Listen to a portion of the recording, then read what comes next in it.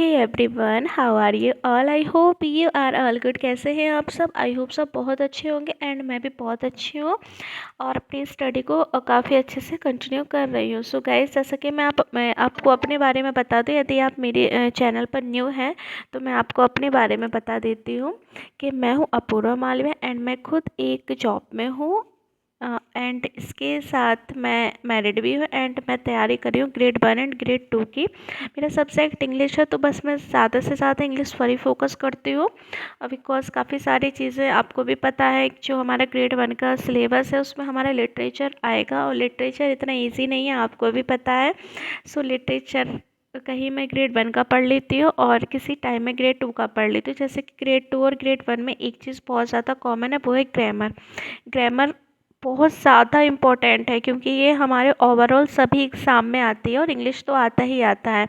हाँ, but literature थोड़ा सा है, लिटरेचर और पेडोलॉजी बोल सकते हैं हम, क्योंकि जो ग्रेड 1 वाला जो एग्ज़ाम होगा ना, उसमें हमारा लिटरेचर ही आएगा और जो ग्रेड 2 का है उसमें हमारा ग्रामर एंड पेडोलॉजी आएगा। सो बस मैं कुछ ग्रामर के कॉन्सेप्ट को क्लियर कर रही थी। ये मैं लेयर 3 एजुकेशन से पढ़ रही हूँ।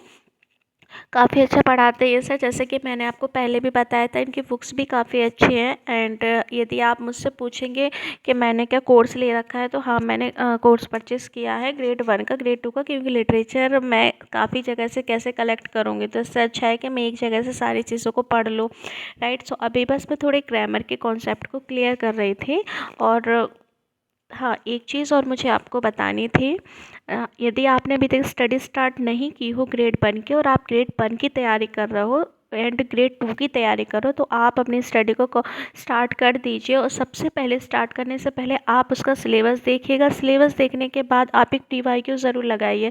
Pre Y Q last year का लगाइए, जिससे आपको पता होगा कि आपको कितनी चीज़ें आती हैं एंड कितनी सारी चीज़ें आपको नहीं आती हैं।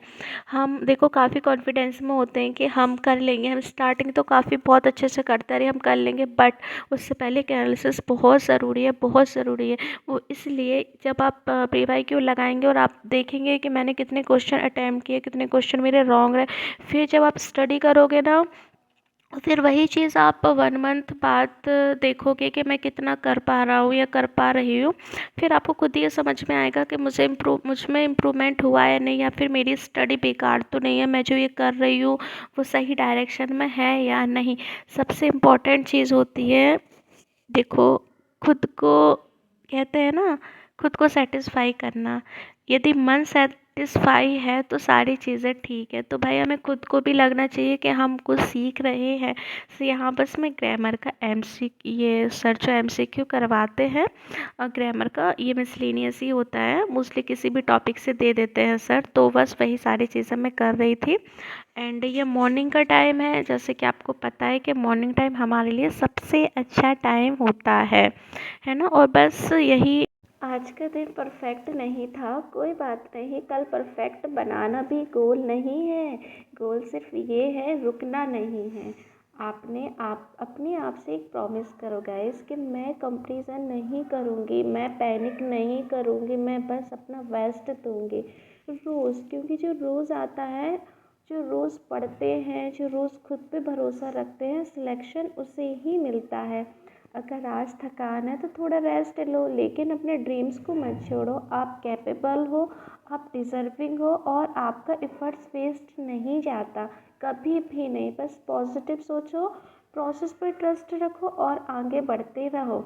Everything will work out. Guys, समझ रहे हो ना मैं क्या कह रही हूँ? आप जितना पॉजिटिव रहोगे, जितना हैप्पी रहोगे, उतना सारी चीज़ों को अच्छे से कर पाओगे। ये मत सोचो आज ऐसा हुआ वैसा हुआ, जो है जैसा है अच्छा है। हमें आज से ज़्यादा अपने कल को बेहतर बनाना है, लेकिन कल को बेहतर हम तभी बना पाएंगे जो हमारा आज बेहतर होगा, right. So everything will work out. Okay, so thanks.